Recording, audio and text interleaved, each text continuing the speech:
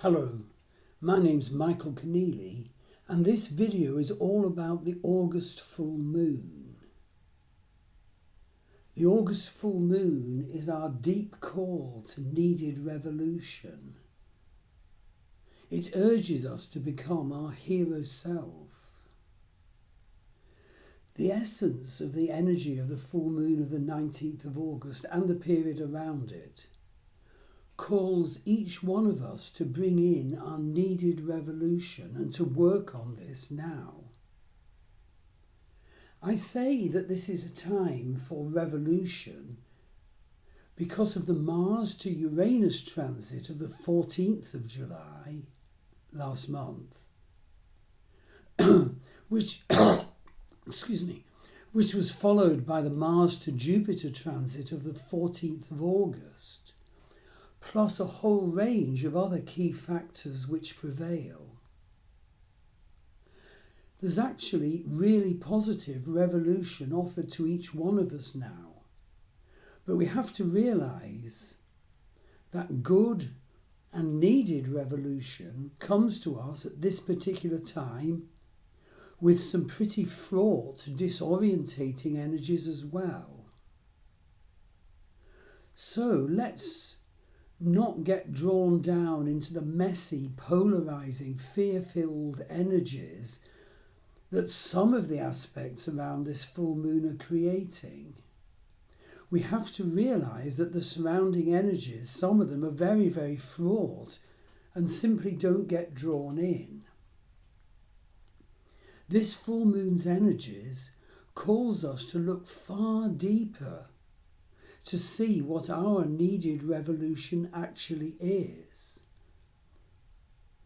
But they come with a hugely wonderful gift if you can actually end up viewing your nature and your life path more deeply. That way you can bring in the revolution needed for you to get rid of our defects and then go on to manifest the karmically intended fuller beauty and strength and love and more that we were meant to express. And we can think of this as the hero me. We're meant to become that, and this is a revolutionary energy which can help us. So I want us to look at the full list of surrounding energies before we get to the rather fraught energies of the moon and the sun themselves. And as you hear this list, please do pause and consider what methods you would want to use to achieve your needed revolution. I personally have a clear plan of vision work and tarot and body work, but what methods will you use? We need to burn away habits and qualities that are holding us back. We need to bring in the new you. So here's the history of the surrounding energies, how they developed recently, and their description. And the big one, as I said, to start with, was Mars conjunct Uranus. This tumultuous call to revolution all started when Mars reached 2 degrees Vedic Taurus a month ago on the 15th of July. And Mars brought action man, warlike energies to Uranus, the planet of our revolution. And it's so important to note that this conjunction formed, exactly conjunct, the terrible fixed star Algol, whose nature is the head of the Gorgon Medusa with writhing snakes instead of hair. Medusa brings in destructions. But note that destruction energy also can drive us to better spiritual realizations and ways of life. And very, very especially, note that in the case of this full moon, the August full moon, Uranus is actually T-square the full moon. Uranus is square the moon, Uranus is square the sun. So thus, revolution energy is vast in this full moon, and you've got to hear much more. So please note that this Uranus T-square Sun and Moon chart aspect shape is only just one of two T-squares in the chart for this full moon. They're full of fraught energy. The other T-square is Mars conjunct Jupiter. T-square Saturn opposite Venus. We're covering that on item 4 below. So that's Mars conjunct Uranus, where the door of revolution was opened. We now come to Mars conjunct Jupiter. That became exact on the 14th of August, when Mars had moved on to 23 degrees Taurus and conjuncted Jupiter. Now it's important to be aware that this conjunction of Mars to Jupiter, as a huge additional factor, occurs within the anciently identified zone of terrible energies called Rohini Beda, which runs from from 19 degrees to 24 degrees Taurus. At its highest, this Mars to Jupiter conjunction was and is a call to action. Jupiter, you see, is connection to the divine, blessing, sense of purpose, enlargement. And at its best, Mars can energize that. So that's been running from the 14th of August. So we need to be wise now and careful and cultivate our ambition, because Mars Jupiter can drive us over the boundaries, but we mustn't let this opportunity slide down the drain. And note that in this conjunction, Jupiter is conjunct the fixed star Regal. Regal energies are inventive, active, innovating, bringing order into chaos, with ability to see the deep meaning of our life within the chaos of this world. And there's loads of chaos at this time. Okay, let's go on to point number 3 of the surrounding energies. Neptune is retrograde and conjunct Shayat, the most dreadful fixed star energy of all. Neptune's at 5 Pisces, so is Shayat. Shayat's energy is misfortune, murder, suicide and drowning. But note that with Neptune, Shayat is also prominent in inventive, occult and psychic people and matters. So a key question to ask yourself is, am I delving deeply enough into the issues of my life now at the time of this call for needed revolution now? Intuitive and psychic methods particularly apply when we need to delve deep into ourselves and how we need to grow and heal. And so actually, used properly, Neptune conjunct Shayat are ideal at this crossroads, difficult time, as long as we don't go into illusions and fantasy. It's so important to note, by the way, that Neptune is actually the apex of a talent triangle in this full moon, the base of which is Pluto trine Uranus. The Uranus-Pluto energy, the planets at the base of the talent triangle, is revolution. It's collapse of the old order. It's the process of transformation. It's the power of creation. And these energies thus feed the apex planet Neptune, conjunct Shayat. The Uranus-Neptune combination can give the growth of subconscious powers, inner vision, inner illumination. The Pluto-Neptune energy is the growth of subconscious powers. It's the supernatural. It's mystics, mediums and occultists. So really make sure to work out what methods you will use to bring these qualities into manifestation, to serve you, to become your hero self. You might incidentally like to note that Neptune and Pluto both form quincunx aspects to the Sun in this full moon, thus creating a Yod chart aspect shape, a finger of God, which again will give pretty intuitive energies. Neptune's retrograde from July the 2nd to December the 7th. But note that the energies of Neptune retrograde can include visualizing the subtle and the spiritual, and being gifted with key useful visions of life issues. I've certainly had this recently. So helpful.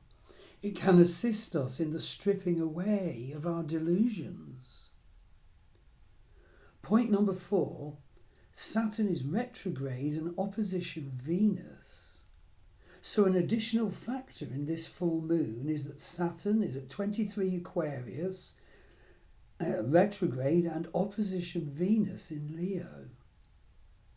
We need to be aware that Saturn opposite Venus is essentially suppressive of our expression of love. But in this case, if we look at the Rashi of Ashta's analysis, that's how the planets treat each other, we'll see that in this particular case, Venus boosts Saturn from 390 strength points to 780 strength points, and Saturn boosts Venus from 319 strength points to 775 strength points.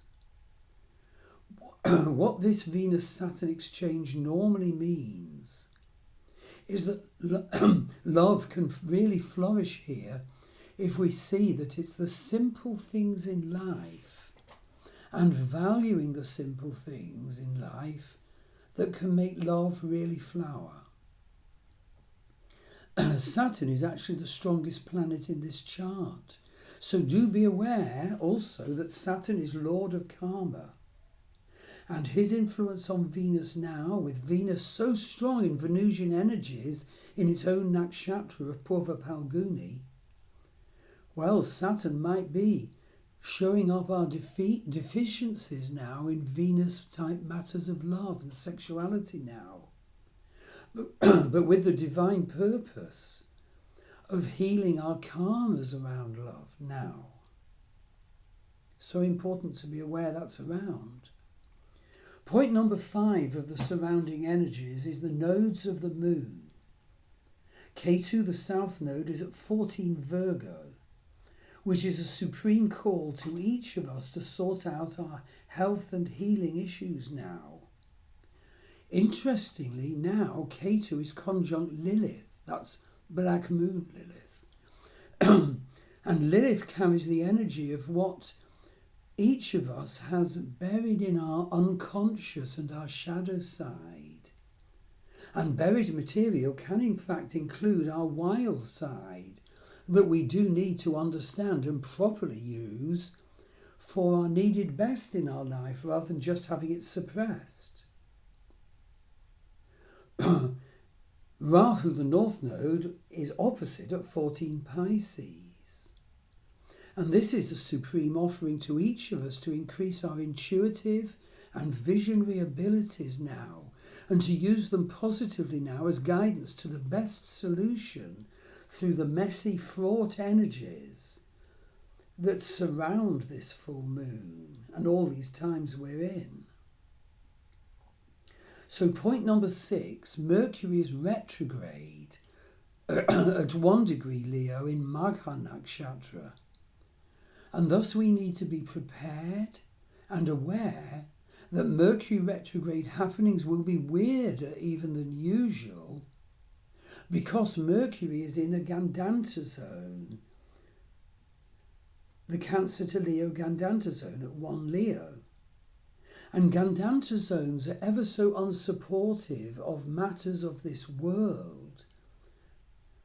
But their key value is that if we can cope with that and learn from it, what is opened up for us is beyond this world, the divine world, the divine realm and connection to that.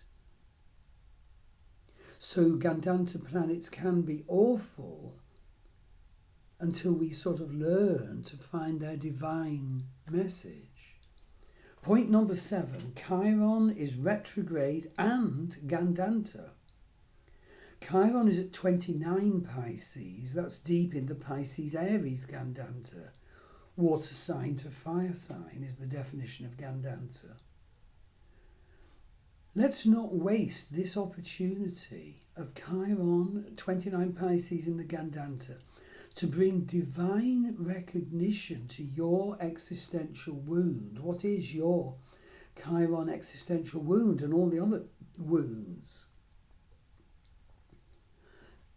Please let's not waste this opportunity to bring wonderful healing. Do the needed work now, including vision work, to visualize and map and plan your path to healing and better realization and manifestation of your hero self. This energy can offer us greater insights about the nature of our personal wound. Vedic astrology can help wonderfully on these karmic matters.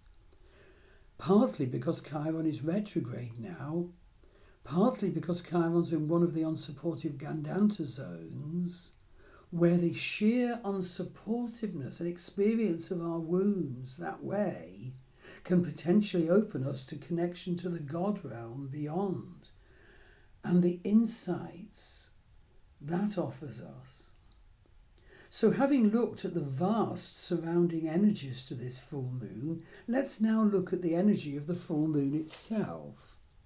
Well, moon is at 3 Aquarius in Dhanishta Nakshatra.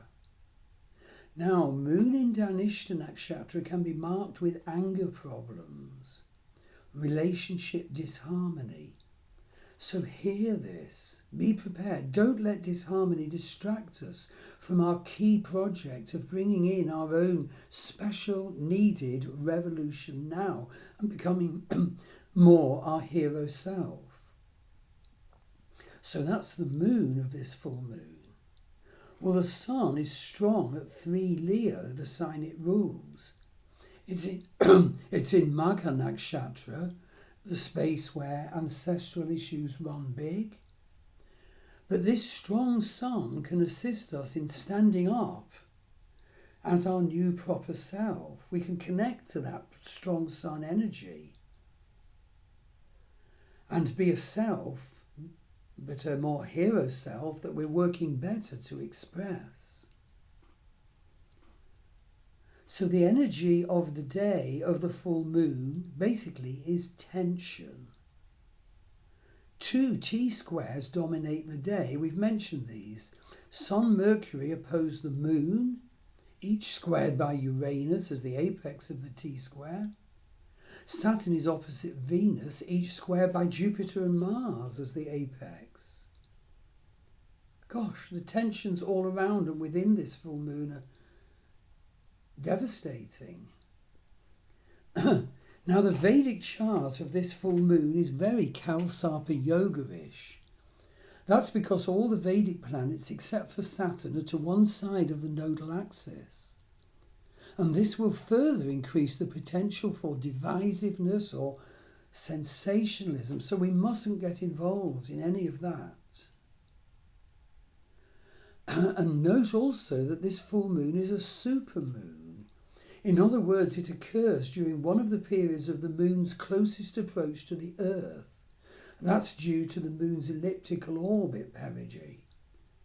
Now, when supermoons occur, we can get extra high tides, seismic events, emotional intensity and stormy weather, including stormy emotional weather.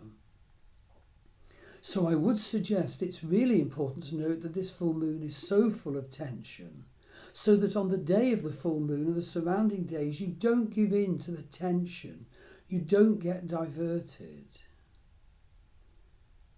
You don't give way to ranting or sensationalism or arguing. Be prepared for the positive side of the full moon's energies, which I've listed. Concentrate instead on your key project of bringing in your needed life revolution now. fulfill the energy that was kicked off when Mars met Uranus on July the 14th. And use the methods you've devised for perceiving what exactly your goals should now be. And what should your chosen daily steps throughout this lunation period be for bringing in the hero you? Basically, I'm doing some vision work every day. I draw a tarot card, I do a shamanic journey. I've listed certain goals I have in mind. But of course, each person has their own different methods that are right for them. So to get a reading from me, go to my Star Wheel Astrology website. See the healings, the many, many healings offered worldwide by my wife Maggie Pashley. Her website's www.maggiepashley.com. If it applies to you, do see my worldwide dating site for those on a spiritual pathway. Go to Love Star Dating. Do subscribe to my YouTube channel and my Star Wheel Astrology blog. And you can join our Facebook page, Star Wheel Astrology. So I want to finish by saying this truly is a time for wonderful insights if you're open to them and are looking for them. It truly is a time for identifying goals about what should now become part of you and the way you hold yourself and your behaviour, and also what habits and patterns you should leave behind now. Out of the chaos of this time, the hero can really truly come. And I wish you great success.